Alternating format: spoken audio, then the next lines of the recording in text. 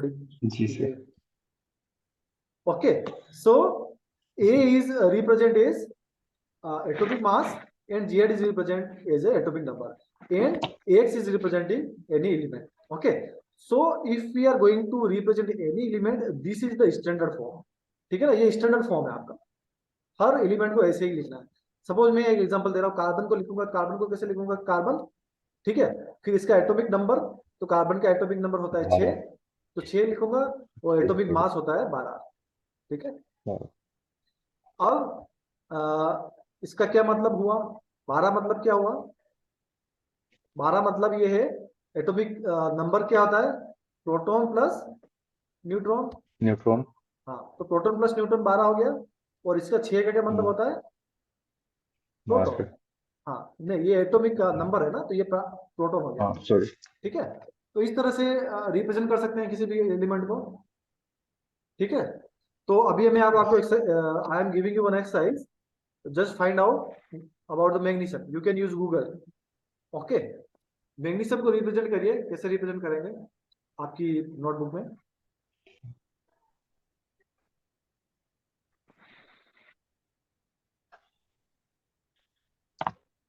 जी 12।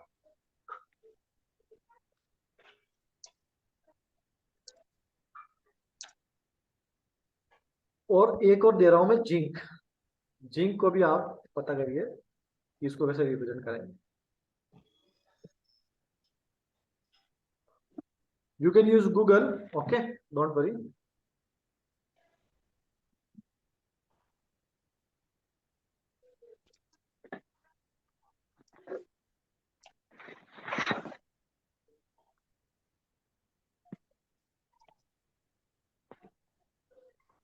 Sir sodium का atomic number 12 होता है, 13 होता है, नहीं 12 होता है।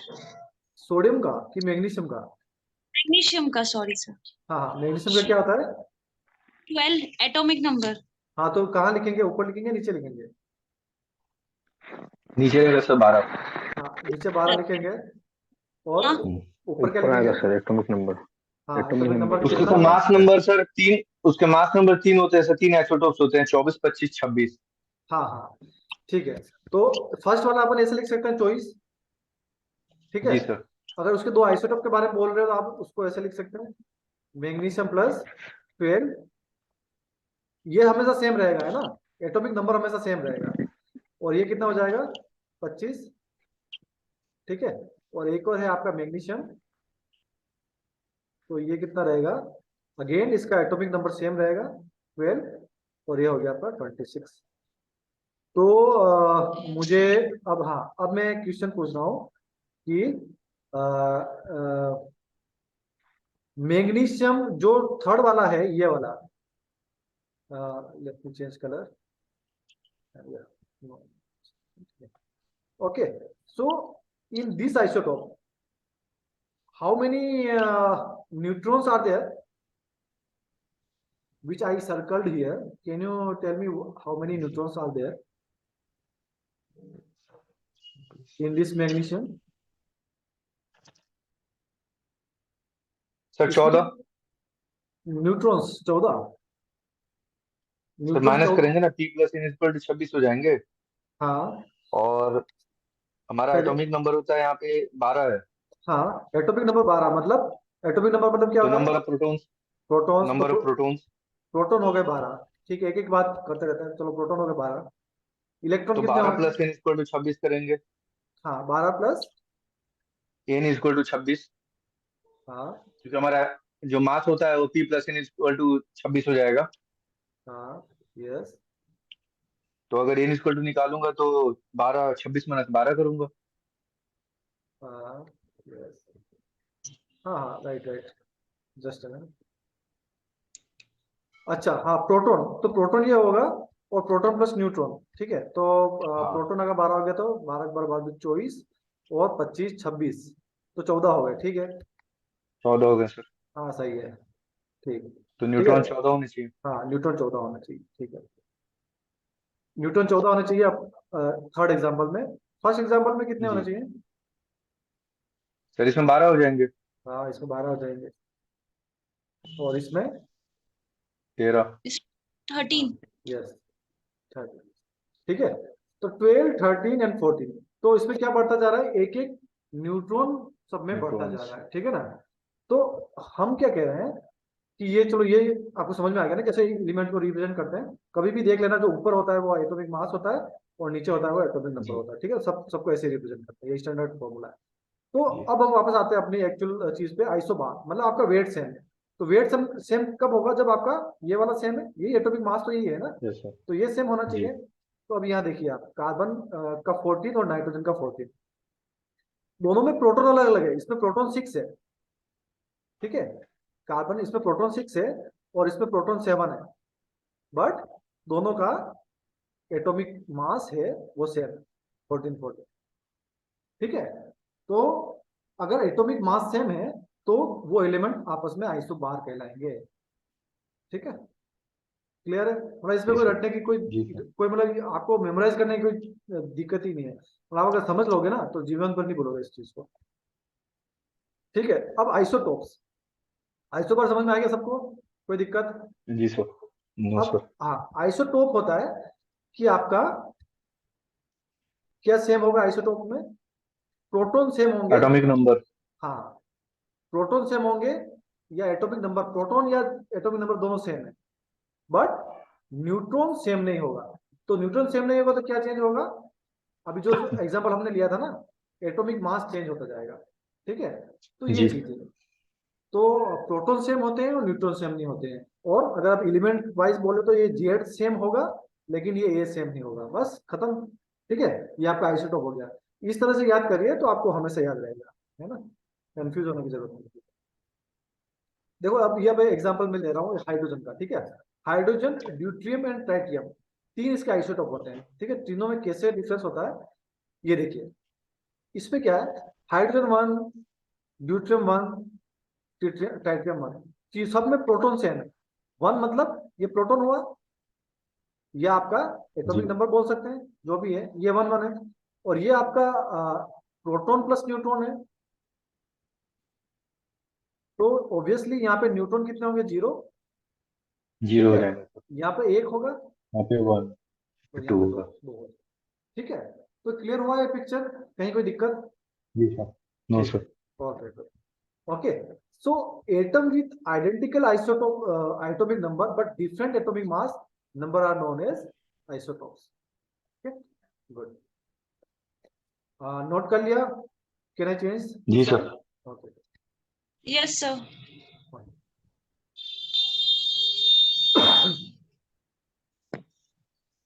So, lastly, an important point to mention regarding isotopes is that chemical property of atom are controlled by the number of electrons, which are determined by the number of protons in the nucleus.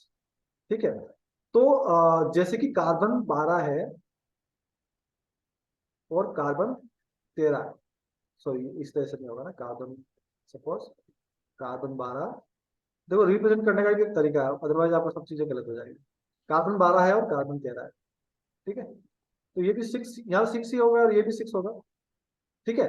तो isotopes की chemical property same रहती है, isotope की chemical property जो होती है वो same रहती है। आप थोड़ा सोच के बताइए क्यों रहती है। सर प्रोटॉन तो सेम है, एटॉमिक नंबर सेम है, तो हाँ, जितना प्रोटॉन रहेगा उतना इलेक्ट्रॉन रहेगा। बस और बस यहाँ पे बस, हम लिख रहे हैं कि इलेक्ट्रॉन कंट्रोल करता है। वेरी गुड, बस यही है, इतना ही समझना था कि आपका प्रोटॉन सेम, प्रोटॉन मतलब इलेक्ट्रॉन, ठीक है। तो न्यूट्रल, अगर आपका एटम न्यूट्रल है तो proton will be equal two electron. तो इलेक्ट्रॉन से ही केमिकल रिएक्शन होती है। केमिकल रिएक्शन जो भी होगी ना आपका, एटम, एटम का न्यूक्लियस उसमें पार्ट नहीं करता है, उसमें सिर्फ ये बाहर इसमें जो ऑर्बिट अपन बोल रहे थे उस टाइम, इस ऑर्बिट में जो इलेक्ट्रॉन रहेंगे वो ही केमिकल रिएक्शन में पार्टिसिपेट करते हैं। इसलिए आपके, अगर आपके प्रोटॉन सेम है दो में तो उसके इलेक्ट्रॉन भी सेम होंगे और उनकी केमिकल रिएक्शन भी सेम होगी। ये इस पॉइंट से ये चीज क्लियर होती है। Second, number of neutron present in the nucleus have very little effect on the chemical property of the element. Therefore, all isotope of given have same chemical behavior. ठीक है ना, क्योंकि उसके इलेक्ट्रॉन सेम रहते हैं इसलिए उनकी प्रॉपर्टी सेम होती है। न्यूक्लियस में अगर आपके न्यूट्रॉन डिफरेंस है तो वो ज्यादा इफेक्ट नहीं करते, बहुत लिटिल इफेक्ट है, नेग्लिजिबल इफेक्ट है, इसलिए उनकी केमिकल प्रॉपर्टी ऑलमोस्ट सेम रहेगी। ठीक है, समझ में आ गया? Yes, sir. अनिल जी समझ में आया? Yes. Yes sir. हाँ, कोई दिक्कत हो तो मुझे रोक के पूछ सकते हैं आप, समझ में आना चाहिए। गणेश, गणेश जी समझ में आया आपको? गणेश समझ में आ रहा है ना? समझ में आया कि कोई दिक्कत हाँ नहीं? सर, थोड़ा, हाँ नहीं नहीं, थोड़ा देर पूरा आना चाहिए, 100%, इतना आना चाहिए कि इसके बाद आप क्लास ले सको वापस। ये यस बहुत सर। हाँ है ना। अगर कोई दिक्कत आती तो आराम से रोकिए, मेरे पास सफिशिएंट टाइम है, कोई दिक्कत नहीं। ठीक है, लेकिन आपको जी। इतना आना चाहिए कि मतलब कभी भी कोई भी सपने में भी उठा के पूछता तो ये चीज आपको, क्योंकि मैं उसको इसी तरह से क्लियर कर रहा हूँ ना, बहुत काफी एग्जांपल देके धीरे धीरे, यस, है ना, तो अच्छे बिल्कुल। समझ। ठीक, गुड, चलो ये हो गया। उसके अलावा okay, drawback of Rutherford model. अब हम पढ़ रहे हैं रदरफोर्ड मॉडल के ड्रॉबैक। ठीक है, जो कल हमने पढ़ा था उसकी मतलब बेनिफिट्स पढ़े थे, सारे अच्छाई पढ़ी थी, लेकिन आज उसके ड्रॉबैक्स पढ़ेंगे कि उसके ड्रॉबैक्स क्या है। ठीक है, तो ड्रॉबैक्स ये है कि एक फॉर्मूला दिया था ये वाला, G is equal to M1 into M2 upon R square. ये क्या होता है? ये फॉर्मूला होता है कि आपने पढ़ा होगा लोअर ग्रेड्स में कि इस यूनिवर्स में कोई भी दो चीजें है ना, तो उन दो चीजों में अट्रैक्शन रहता है, अट्रैक्शन फोर्स काम करता है। कोई भी दो चीजें हैं उनमें अट्रैक्शन फोर्स काम करता है। ये काफी नेग्लिजिबल रहता है बट ये काम करता है। और इसका इसकी वैल्यू जो होती है, इनके बीच में एक अट्रैक्शन फोर्स काम करता है, we can say it is air, and the value of this force is this one, G M1 M2 and R square, where G is constant, M1 and M2 is mass of M1, इसका suppose इसका मास M1 है और इसका मास M2 है। ठीक है, तो ये इसका मास रहता है, मास मतलब ठीक है ना, इसका वेट, भार, कैसे थे भार। ठीक है, मास M1 M2 और R रहती है इन दोनों के बीच में डिस्टेंस। ठीक है ना, अगर दो ये चीजें इनके बीच में डिस्टेंस R है, इनका इनका मास M1 एंड M2 है, तो इनके ऊपर जो इनके बीच में जो अट्रैक्शन फोर्स काम करेगा उसकी वैल्यू ये रहेगी। ये ऑलरेडी दे रखा है। ठीक है, बट जो वेयर M1 ये सब लिखा है, ठीक है, ये बता दिया, बट वेयर, लेकिन जो फोर्स यहाँ पे काउंट हो रहा है वो Q1 एंड Q2 हो रहा है और R स्क्वायर हो रहा है। तो मतलब कहने का मतलब कि यहाँ पे चार्ज, जो रदरफोर्ड ने बोला था कि वो बोला कि चार्ज की वजह से होता है, तो मतलब इन दोनों में कंट्रोवर्सी आ गई इन दोनों में कि एक तरह आप मास बोल रहे हो, एक तरह चार्ज बोल रहे हो, तो what is the actual thing. तो ये सबसे बड़ी कंट्रोवर्सी थी रदरफोर्ड मॉडल की। ठीक है ना, क्योंकि रदरफोर्ड ने बोला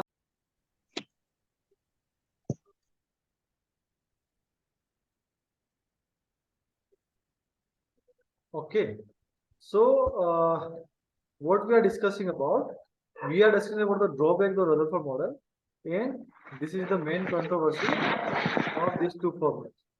Okay, which we just explained. So this is the exercise for you. Calculate the number of protons and neutrons in this bromine. Okay, just do fast and tell me the answer.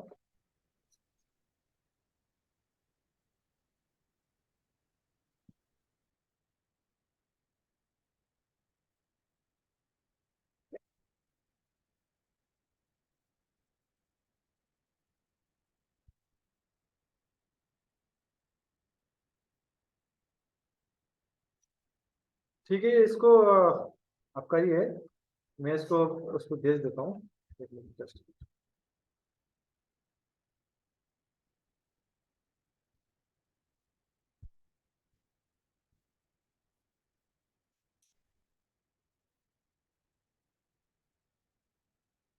okay, so these are the drawbacks we are going to continue. Okay, what are the drawbacks of the Rutherford model? So when a body is moving in an orbit, it undergo acceleration.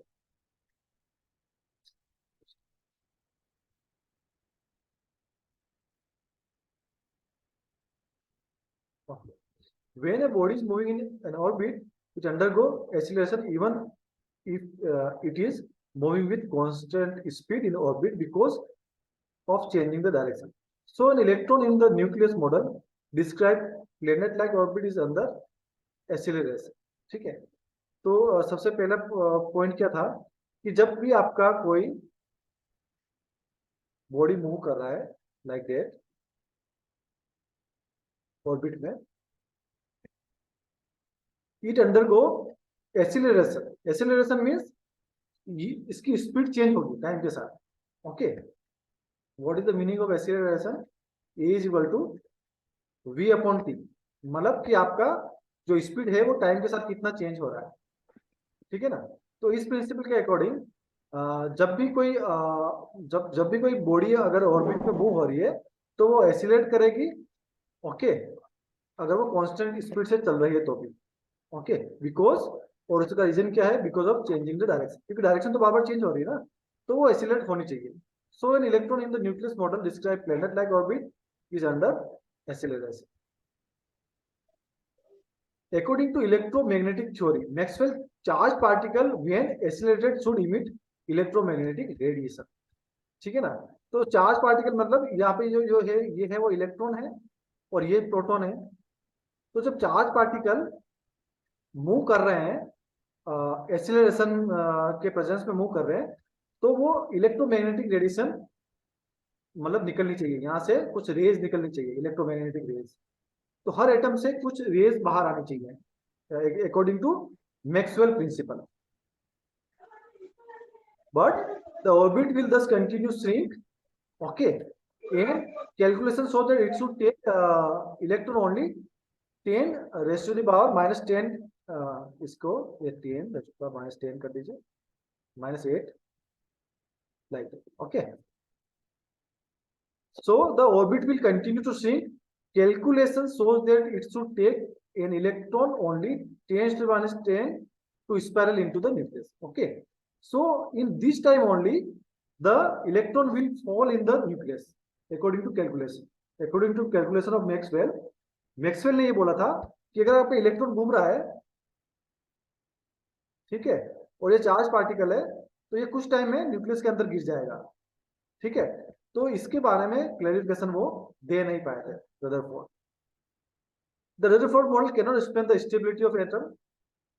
If the electron were stationary, electrostatic attraction between the dense nucleus and electron would pull the electron toward the nucleus.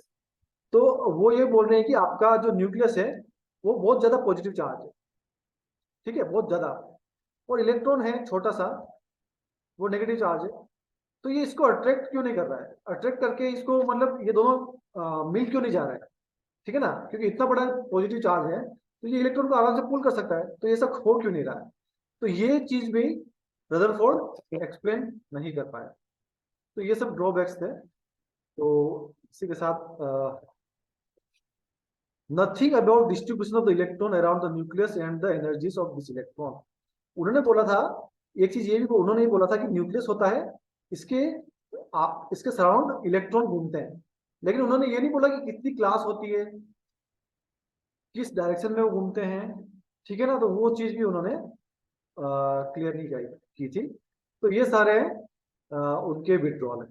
ठीक है, तो ये आज का हो गया अपना पूरा एटम के बारे में पढ़ लिया हमने। ठीक है, from next class we will start new topic. Okay, till then bye bye. Okay, sir. Thank you. Okay, thank you.